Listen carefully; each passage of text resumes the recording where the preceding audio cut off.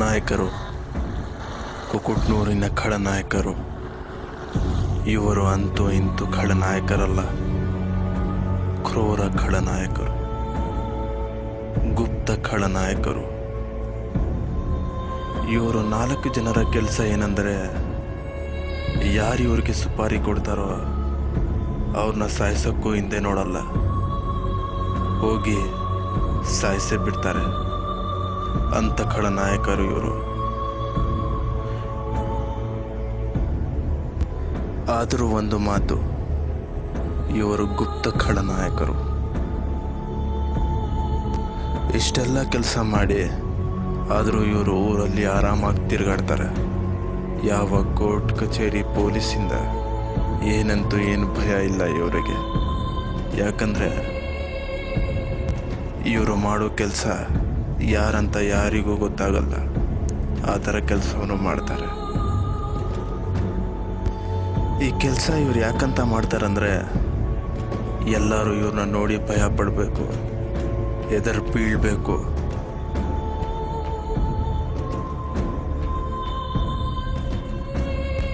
ಇವನು ಅಪ್ಪು, ಮತ್ತು ಇವನು ಸದ್ದಾಮು, ಇವನು ಚನ್ನು, ಮತ್ತು ಇವನು ರಜಾಕ್. ಈ 4 ಜನರು ಈ ಊರು ಮತ್ತು ಅಕ್ಕಪಕ್ಕದ ಊರಿನ ಜನರನ್ನು ಎಂಥ ಭಯಭೀತ ಮಾಡಿದಾರಂದರೆ ಅದು ನಿಮ್ಗೆ ಹೇಳೋದೇ ಬೇಕಾಗಿಲ್ಲ.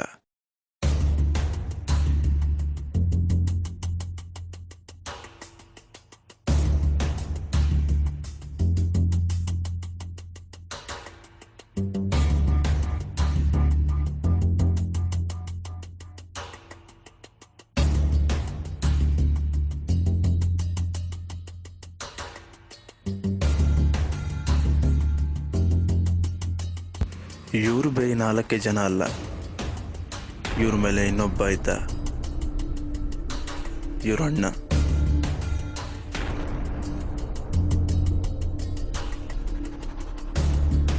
ಇನ್ನೊಂದು ಮಾತು ಹೇಳಬೇಕಂದ್ರೆ, ಆ ಎಲ್ಲ ಕೊಲೆ ಅವ್ರ ಅಣ್ಣ ಹೇಳಾದ್ಮೇಲೆ ಇವ್ರು ಮಾಡ್ತಾ ಇದ್ದಿದ್ದು.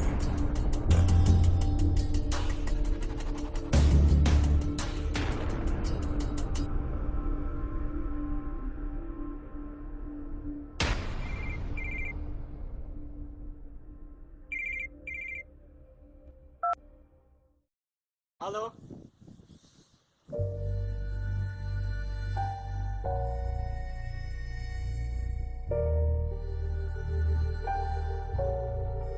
ಲೇ ಮಗ, ಅಣ್ಣನ ಫೋನ್ ಬಂದಿದ್ದು.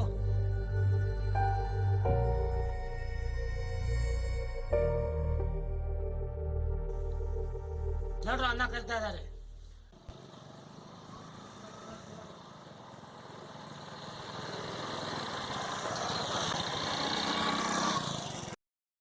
ಅವ್ರ ಅಣ್ಣನ ಫೋನ್ ಬಂದಾದ್ಮೇಲೆ ಆ 4 ಜನರು ಅವ್ರ ಅಣ್ಣನ ಅಡ್ಡೆ ಕಡೆ ಬಂದರು.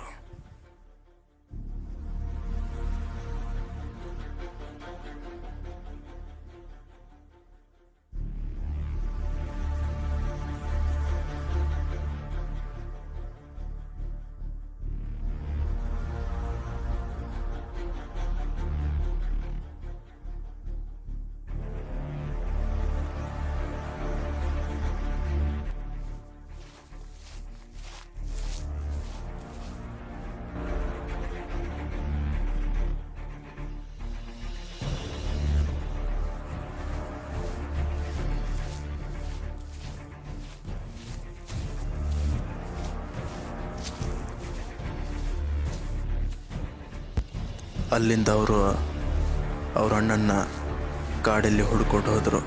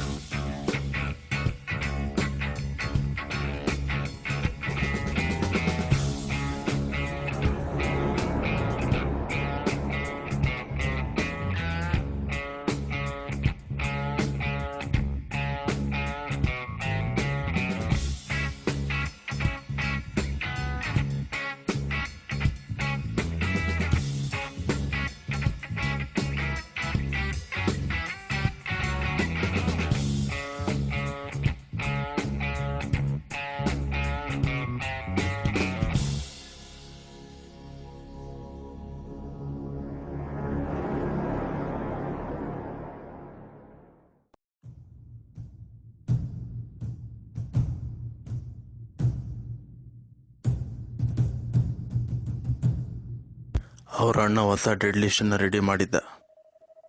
ಈ ಊರಲ್ಲಿ ತಿರ್ಗಾ ರಕ್ತ ದರೋಡೆ ಅನ್ನೋ ತಿರ್ಗಾ ಸ್ಟಾರ್ಟ್ ಮಾಡ್ದ.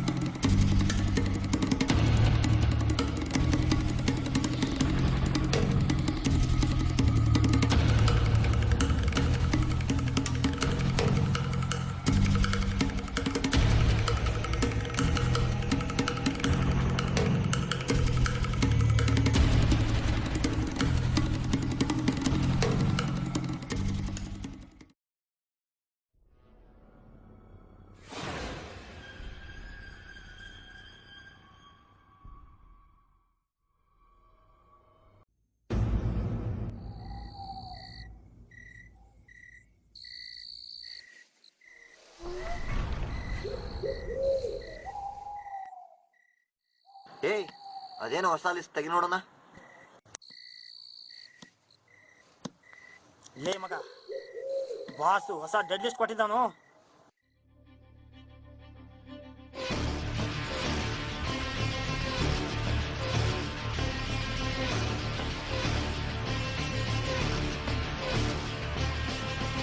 ಸರಿ,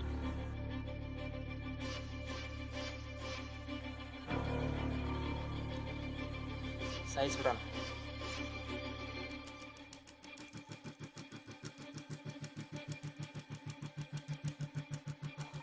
ಆಯ್ತು, ಸಾಯಿಸ್ಬಿಡೋಣ.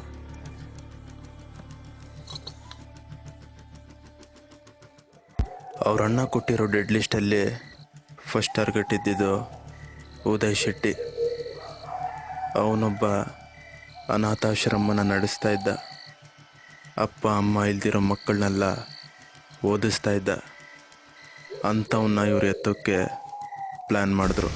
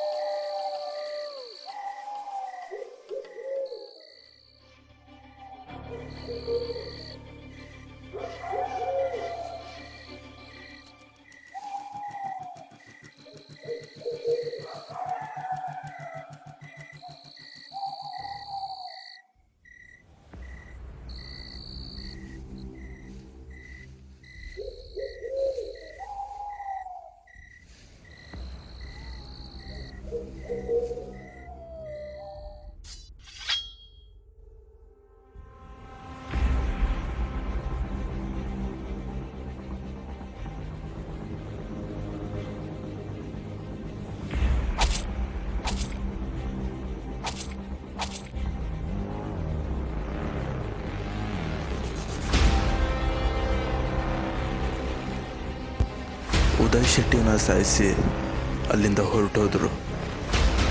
ಎರಡನೇ ಟಾರ್ಗೆಟ್ಗೆ ರೆಡಿ ಆಗ್ತಾಯಿದ್ರು. ಆ ಎರಡನೇ ಟಾರ್ಗೆಟ್ ಯಾರಂತ ನೀವೇ ನೋಡಿ.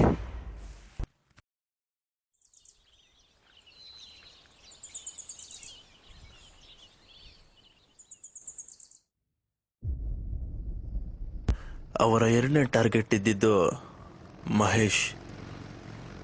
ಒಬ್ಬ ಖಾಸಗಿ ಬ್ಯಾಂಕನ್ನು ನಡೆಸ್ತಾ ಇದ್ದ.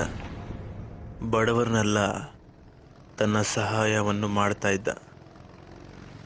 ಅವನ್ನ ಇವರು ಎತ್ತೋಕೆ ಪ್ಲ್ಯಾನ್ ಮಾಡಿದ್ರು.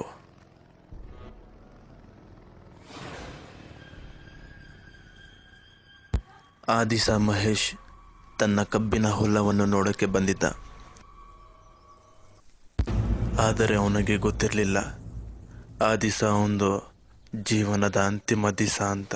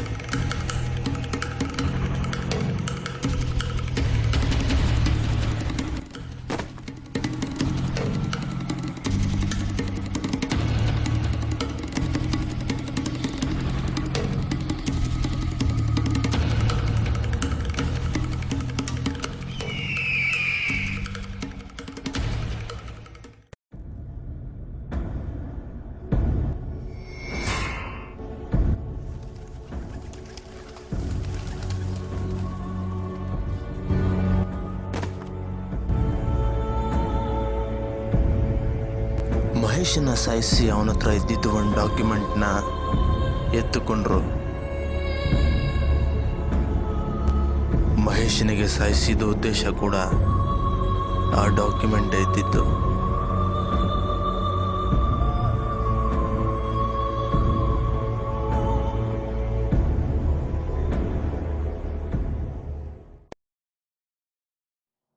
ಅವರ ಮೂರನೇ ಟಾರ್ಗೆಟ್ ಇದ್ದಿದ್ದು ಅಣ್ಣಪ್ಪ, ಒಬ್ಬ ಪ್ರಗತಿಪರ ರೈತಗಾರ.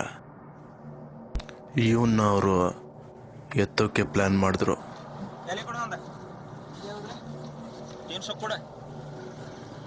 ಆ ದಿವಸ ಅಣ್ಣಪ್ಪ ಪೆಟ್ಟಿಗೆ ಅಂಗಡಿಯಲ್ಲಿ ಎಲೆ ತಿಂದು ಹೊಲ ಕಡೆ ಹೋಗೋಣ ಅಂತ ಬಂದಿದ್ದ. ಅಣ್ಣಪ್ಪನಿಗೆ ಕೋಪ ಬೇಗ ಬರ್ತಾಯಿತ್ತು. ಸ್ವಲ್ಪ ಸ್ವಲ್ಪ ಮಾತಿಗೆ ಕೋಪ ಮಾಡ್ತಾ ಇದ್ದ. ಆದರೂ ಒಬ್ಬ ಪ್ರಗತಿಪರ ರೈತಗಾರ ಜನರನ್ನು, ಬಡವರನ್ನು ಸಹಾಯ ಮಾಡ್ತಾ ಇದ್ದ. ಎಷ್ಟಾಯ್ತು? 10 ರೂಪಾಯಿ ಆಯ್ತಾ? ಏನು 10 ರೂಪಾಯಿ ಅಂದ್ರೆ ಹೆಂಗ? ಆ ಕಡೆ ಎಲ್ಲ 5 ರೂಪಾಯಿ ಅದಾವ. ನೀ ಏನು 10 ರೂಪಾಯಿ ಎಲ್ಲ ಹತ್ತಿದಿಲ್ಲ ಹಂಗ ನಮ್ಗೆ ಹಚ್ಕೊಂಡ ಹೋದ. ಎಲ್ಲ ಕಡೆ 10 ರೂಪಾಯಿ ಅದಾವ್ರಿ. ಏನ 10 ರೂಪಾಯಿ ಕೊಟ್ಟು ಬಿಡಿ. ಅಳಬೇಡ, ತೊಗೊಂಡು 10 ರೂಪಾಯಿ. ಏನು ಏನಿದೆ ಅಂತ ಏನು ಮಾಡುತ್ತೆ?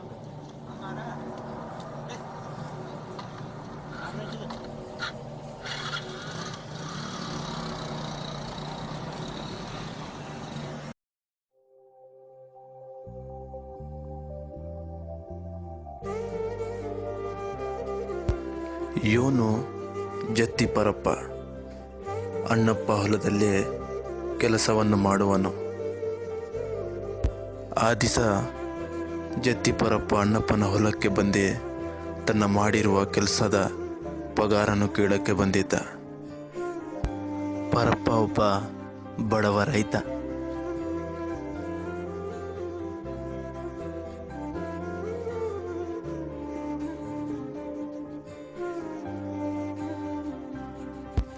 ಅದಕ್ಕೆ ಅಣ್ಣಪ್ಪನ ಹೊಲಕ್ಕೆ ಬಂದು ಅವನು ಬರೋ ತನಕ ಕಾಯ್ತಾ ಇದ್ದ.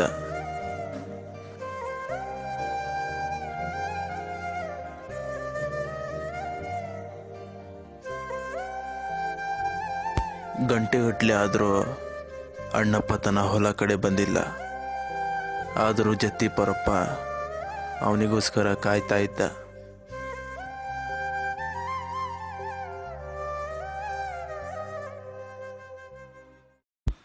ಆ ದಿವಸ ಅಣ್ಣಪ್ಪ ಹೊಲ ಕಡೆ ತಡವಾಗಿ ಬಂದ.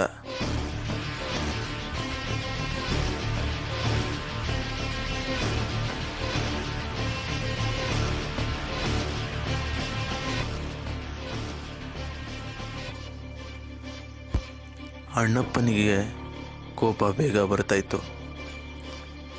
ಅವನ ಮಾತನ್ನು ಕೇಳಿದ್ರೆ ಸರಿ, ಇಲ್ಲಾಂದರೆ ಹೊಡೆದೇ ಬಿಡ್ತಾ ಇದ್ದ ಅಂಥ ಮನುಷ್ಯ ಇವನು. ಆದರೂ 3ನೇ ಟಾರ್ಗೆಟ್ ಇದ್ದಿದ್ದು ಅಣ್ಣಪ್ಪನೇ.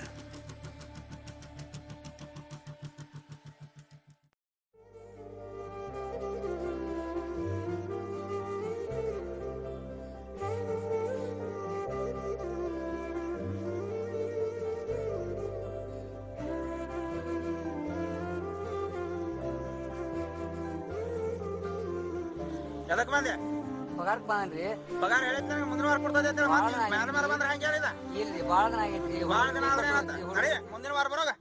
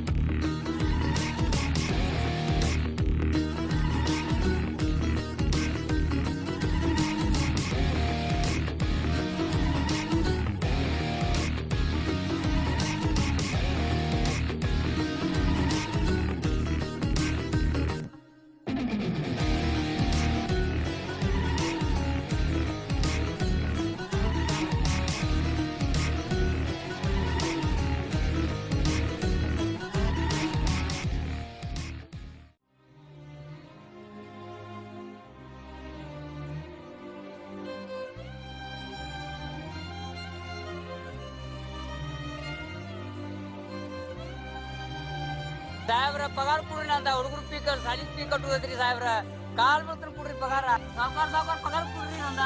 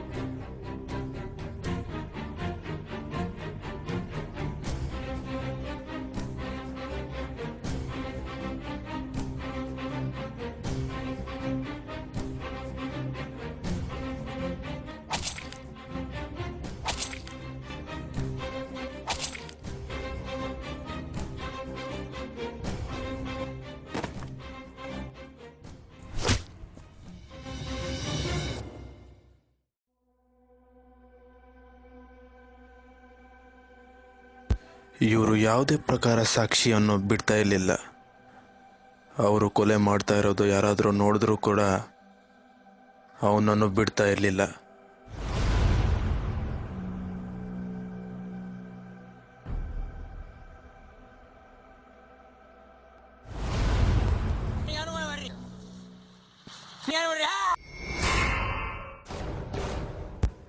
ಅವರ ಲಿಸ್ಟಲ್ಲಿದ್ದಿದ್ದು ಬೇರೆ 3 ಜನ.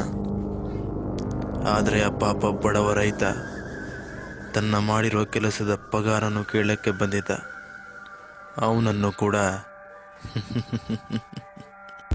ವೀಕ್ಷಕರೇ, ನೀವು ಬರೀ ಕೋಳೆಗಳನ್ನ ನೋಡಿದ್ರಿ, ಆದರೆ ನಾವು ಆ ಕೋಳೆಗಳನ್ನ ಯಾಕೆ ಮಾಡ್ತೀವಿ ಅಂತ ನಿಮಗೆ ಗೊತ್ತಿಲ್ಲ. ಈಗ ನಿಮಗೆ ಹೇಳ್ತೀನಿ ಯಾಕೆ ನಾವು ಅವ್ರನ್ನ ಸಾಯಿಸಿದ್ದು ಅಂತ. ಮೊದಲನೇದು ಮಹೇಶ್. ಅವನ್ನ ಏಕೆ ಸಾಯಿಸಿದ್ದೀವಿ ಅಂದರೆ, ಆ ದಿವಸ ಏನಾಯ್ತಂತ ನೀವೇ ನೋಡಿ. ಹಲೋ, ಏನು 10 ಲಕ್ಷನಾ? ಓಕೆ ಓಕೆ, ಡೀಲ್ ಮಾಡಿಬಿಡು. ಏನಪ್ಪ ನಿಂದೇನು?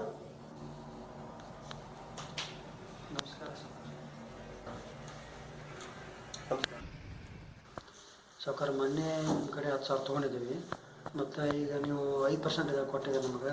ಮತ್ತು ಈಗ ಸಡನ್ಲಿ 15% ಮಾಡಿದರೆ ನಾವು ಎಲ್ಲಿಂದ ಕೊಡ್ಬೇಕು ರೀ? ಬಡವ್ರಿಗೆ ನಾವು ಹಂಗೆ ಮಾಡ್ಲಿಕ್ಕೆ ಹೋಗ್ಬೇಡ್ರಿ. ನೀವು ಅಂತೇಳಿ ನಾವು ಬಂದೀವಿ, ಹಂಗೆ ಮಾಡ್ಲಿಕ್ಕೆ ಹೋಗ್ಬೇಡ್ರಿ. ಅದಕ್ಕೆ ನಾವು ಬಡವ್ರ ಇದು ಮಾಡಿರಿ.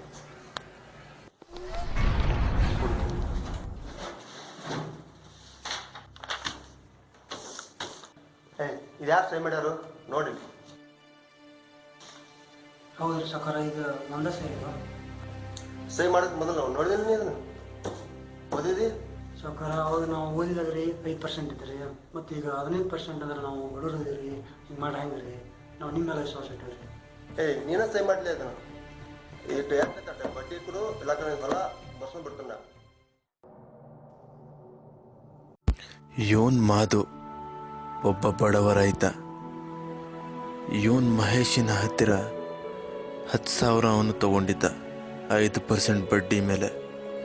ಆದರೆ ಮಹೇಶ್ ಯಂಗಾನ ಇವನಿಗೆ ಮೋಸ ಮಾಡಿ 15% ಬಡ್ಡಿ ತಗೊಳ್ಳಕ್ಕಂತ ಪ್ಲ್ಯಾನ್ ಮಾಡ್ದ. ಮಹದು ಅವನ ಹತ್ರ ಭಿಕ್ಷೆಯನ್ನು ಬೇಡ್ದ. ಆದರೂ ಮಹೇಶ್ ಅವನನ್ನು ಅವಮಾನ ಮಾಡಿ ತನ್ನ ಕಚೇರಿಯಿಂದ ಹೊರಗೆ ಹಾಕಿದ. ಅದಕ್ಕೆ ನಾನು ಆ ದಿವಸ ನನ್ನ ಹುಡುಗರನ್ನ ಕಲಿಸಿ ಅವನ ಎತ್ತೋಕ್ಕೆ ಪ್ಲ್ಯಾನ್ ಮಾಡಿದೆ. ಅವನ ಹತ್ತಿರ ಇರೋ ಡಾಕ್ಯುಮೆಂಟ್ನ ತೆಗೆಸ್ಕೊಂಡೆ.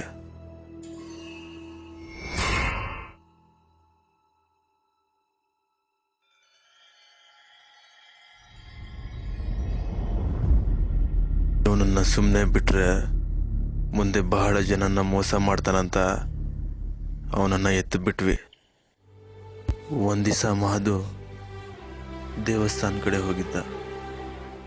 ದೇವರ ಹತ್ರ ಬೇಡ್ಕೊಳ್ತಾ ಇದ್ದ, ದೇವರ ಹೆಂಗನ ಮಾಡಿ ಆ ಒರಿಜಿನಲ್ ಪೇಪರ್ನ ನನಗೆ ಕೊಡಿಸು ಅಂತ. ಇಲ್ಲಾಂದರೆ ಅವನ ಎಲ್ಲ ಮನೆ ಆಸ್ತಿ ಹೊಲ ಎಲ್ಲ ಹೊಟ್ಟೋಗುತ್ತಾ ಅಂತ ದೇವರ ಹತ್ರ ಬೇಡ್ಕೊಳ್ತಾ ಇದ್ದ.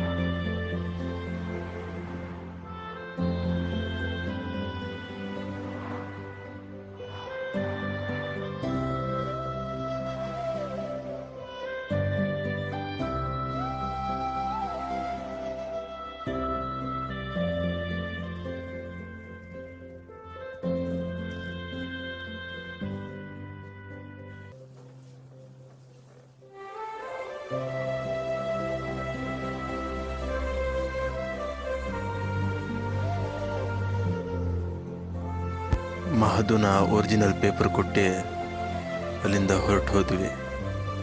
ವೀಕ್ಷಕರೇ, ಈಗ ನಿಮಗೆ ಗೊತ್ತಾಯ್ತಲ್ಲ ನಾವು ಎಂಥ ಖಳನಾಯಕರು ಅಂತ.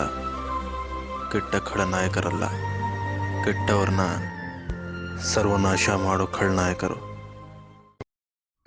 ಉದಯ್ ಶೆಟ್ಟಿನ ನಾವು ಏಕೆ ಸಾಯಿಸಿದ್ದೀವಿ ಅಂತ ನೀವೇ ನೋಡಿ. ಉದಯ್ ಶೆಟ್ಟಿ ಅನಾಥಾಶ್ರಮವನ್ನು ಓಡಿಸ್ತೀನಿ ಅಂತ ಅಪ್ಪ ಅಮ್ಮ ಇಲ್ದಿರೋ ಮಕ್ಕಳನ್ನೆಲ್ಲ ತಂದು ತನ್ನ ಅನಾಥಾಶ್ರಮಲ್ಲಿ ಓದಿಸ್ತೀನಿ ಅಂತ ಹೇಳಿ ಅವ್ರ ಕೈಯಾರೆ ಕೆಲಸವನ್ನು ಮಾಡಿಸ್ತಾ ಇದ್ದ. ಅವರನ್ನು ಅಳಿಸಿ ಹೆದರಿಸಿ ಬೆದರಿಸಿ ಅವ್ರ ಕೈಯಾರೆ ಕೆಲಸವನ್ನು ಮಾಡಿಸ್ತಾ ಇದ್ದ. ಓದೋ ಬರೆಯೋ ವಯಸ್ಸಿನಲ್ಲಿ ಈ ಚಿಕ್ಕ ಅನಾಥ ಮಕ್ಕಳ ಕೈಯಿಂದ ದೌರ್ಜನ್ಯದಿಂದ ಕೆಲಸವನ್ನು ಮಾಡಿಸ್ತಾ ಇದ್ದ.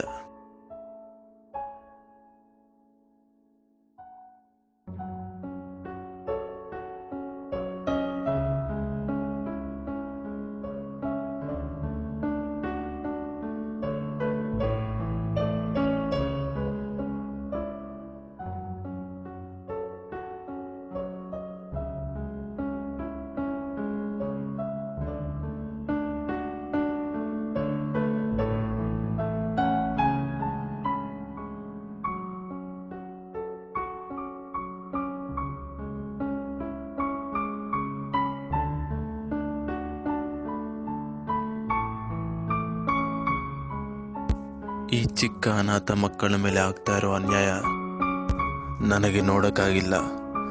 ಅದಕ್ಕೆ ಆ ದಿವಸ ನನ್ನ ಹುಡುಗರನ್ನ ಕಲಿಸಿ ಅವನನ್ನು ಎತ್ತೋಕ್ಕೆ ಪ್ಲ್ಯಾನ್ ಮಾಡಿದೆ.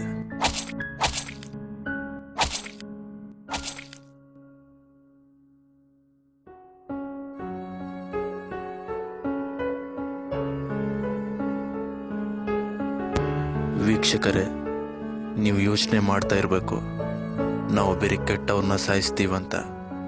ಆದರೆ ಪಾಪ ಆ ದಿವಸ ಜತ್ತಿಪರಪ್ಪ ತನ್ನ ಮಾಡಿರೋ ಕೆಲಸದ ಪಗಾರನ್ನು ಕೇಳೋಕ್ಕೆ ಬಂದಿದ್ದ. ಅವನನ್ನು ಏಕೆ ಸಾಯಿಸಿದ್ದೀವಿ ಅಂತ ನೀವು ಯೋಚಿಸ್ತಾ ಇರಬೇಕು. ಆದರೆ ನಿಮಗೆ ಗೊತ್ತಿಲ್ಲ ಆ ದಿವಸ ಏನಾಯ್ತಂತ. ನೀವೇ ನೋಡಿ.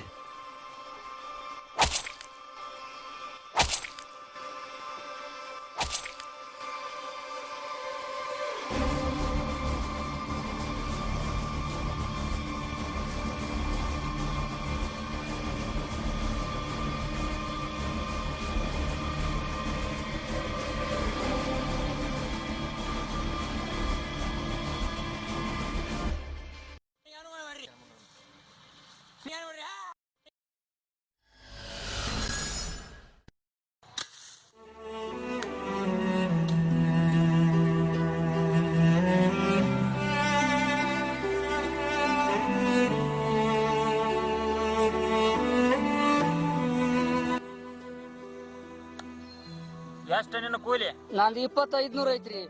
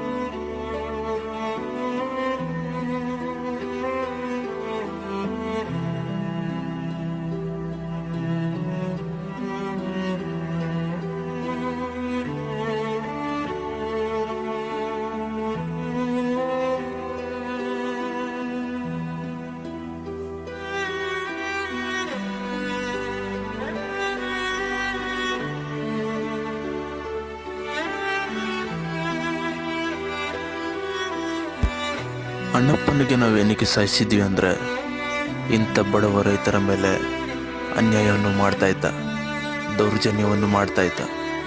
ಅದಕ್ಕೆ ನಾವು ಇವನ್ನ ಎತ್ತೋಕೆ ಪ್ಲ್ಯಾನ್ ಮಾಡಿದ್ವಿ.